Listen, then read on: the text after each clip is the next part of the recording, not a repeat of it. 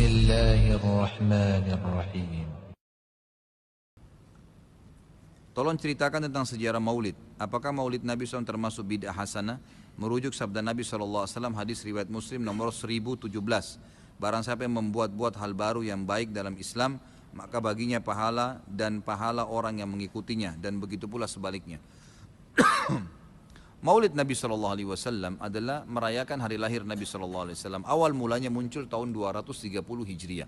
Dan ini muncul dari kerajaan dinasti Fatimiyah Syiah. Syiah ya, yang itu dibentuk pada saat itu di Mesir.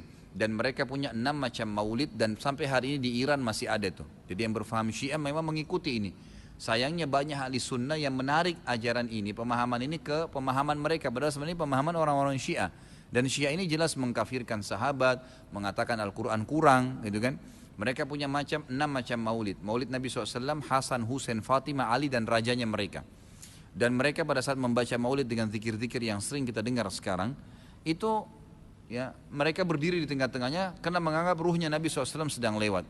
Banyak orang ahli sunnah di Indonesia yang benci dengan Syiah, karena pemahaman Syiah jelas ya mengkafirkan sahabat, mencaci maki Abu Bakar dan Umar, mengkafirkan mereka, mengatakan Quran kurang. Tapi mereka tidak sadar maulid yang mereka lakukan adalah acara dari orang-orang Syiah, gitu kan. Anda boleh kembali kepada buku sejarah, semua buku sejarah menjelaskan masalah itu. Jadi munculnya di tahun 230 Hijriah dan dilakukan oleh Syiah ya pada saat itu, yang mendirikan dinasti Fatimiyah namanya. Baik, itu kurang lebih gambaran tentang sejarahnya. Dan orang-orang Syiah Fatimiyah waktu itu mengadakan maulid. Review lagi kembali kenapa mereka buat. Ternyata mereka waktu itu di Mesir berbatasan dengan Bizantium, kerajaan Romawi. Dan waktu itu orang-orang Romawi mereka mengadakan maulidnya Nabi Isa, ya kan gitu. Maka orang-orang Syiah waktu itu mengatakan di Mesir, kalau gitu kita juga buat maulid untuk Nabi SAW. Maka dibuatlah. Dan sekarang Anda boleh tanya kepada siapapun, kiainya, habibnya, tanya, apakah Nabi SAW pernah melakukan maulid kayak Anda lakukan nih? Berzikir, baca salawat, berdiri, nganggap ruhnya Nabi sedang lewat, pernah? Pasti kalau mereka jujur mereka akan mengatakan tidak pernah.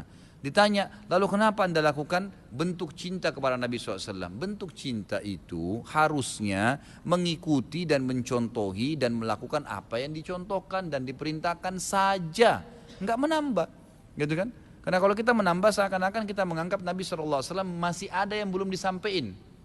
Para Nabi sudah pada saat meninggal menyampaikan semua. Apa kata Ibnu Katsir rahimahullah? Beliau mengatakan kalimat yang mulia pada saat menafsirkan surah Al-Maidah ayat 3. Al-yawma akmaltu lakum dinakum wa atmamtu alaikum ni'mati wa raditu lakumul Islam madina. Hari ini aku sempurnakan agama kalian, nikmatku untuk kalian, dan aku ridho Islam sebagai agama kalian, kata Ibnu Katsir. Ayat ini dalil yang paling nyata dan jelas, ya, menekankan bahwasanya Nabi SAW tidak menghembuskan nafas terakhirnya kecuali sudah menyampaikan semua apa yang Allah tuntunkan, dan umat ini tidak butuh lagi tambahan, yang kecil sampai yang besar, yang samar-samar sampai yang jelas, gitu kan. Semua dijelaskan, semua sudah disampaikan.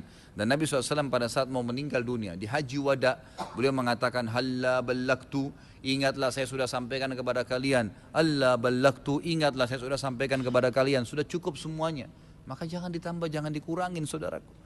Bacalah salawat, Nabi SAW perintahin tuh, banyak perintah salawat. Baca 10 kali pagi, 10 kali sore, zikir pagi sore.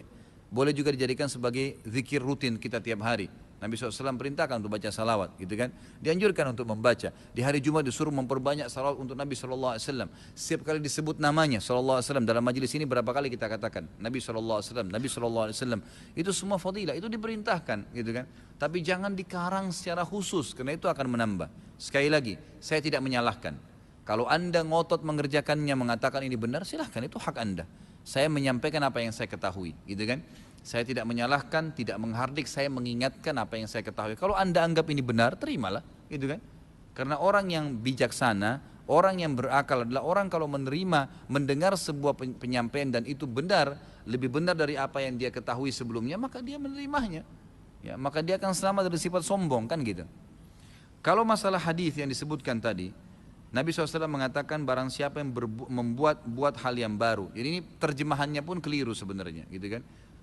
Jadi kisahnya begini, ini hadis Bukhari.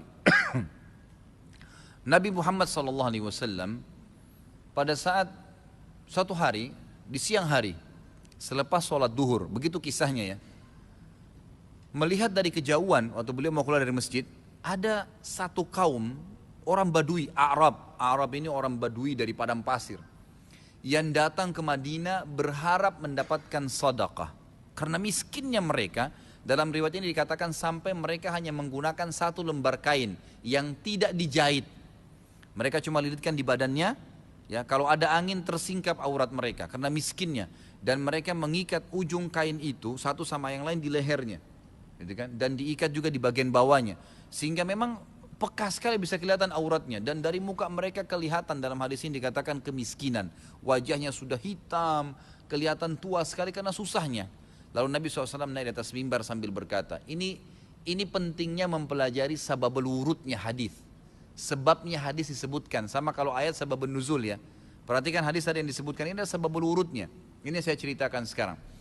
Maka Nabi SAW naik di atas mimbar setelah tahmid dan salawat untuk diri beliau dan memuji Allah tadi, tahmid dan salawat, beliau mengatakan, wahai muslimin, sesungguhnya semua yang kalian kumpulkan di dunia tidak akan bermanfaat buat kalian.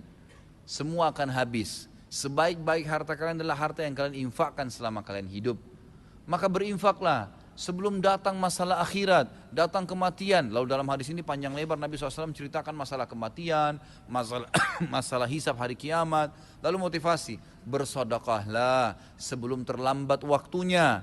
Ya, semua yang punya sesuatu di rumahnya bersedekah, berikan orang-orang yang susah itu, yang datang menuju ke masjid. Berikan kepada mereka sebelum mereka injak masjid ini.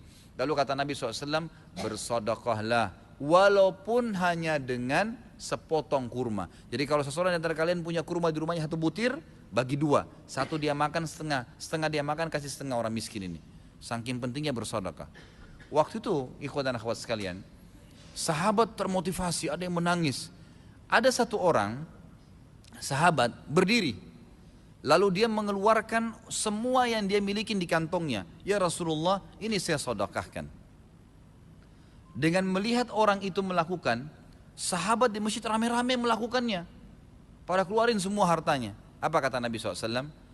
Siapa yang menunjukkan perbuatan baik dalam Islam, yang memulai. Kenapa? Karena tadi ini orang memulai kasih, maka dia akan mendapatkan pahala orang yang melakukannya tanpa dikurangi sedikit pun dari pahala orang yang melakukannya. Jadi kalau kita ajak orang ke masjid atau kita ajak orang bersedekah, lalu dia dapat pahala nih 10 pahala misalnya karena sholat atau karena sedekah, kita kena mengajaknya, diberikan juga pahala 10 tanpa dikurangi dari pahala dia, kan begitu. Ini sebabnya hadis. Sayangnya hadis ini disalahfahamin, dijadikan bolehnya mengatakan ada bidah hasanah. Semoga Allah berikan hidayah, padahal mereka tidak faham sebab urutnya. Ada sebabnya hadis itu disebutkan, jadi bukan kosong begitu saja, gitu kan. Jadi mudah-mudahan ini bisa difahamin apa yang telah Nabi SAW sampaikan.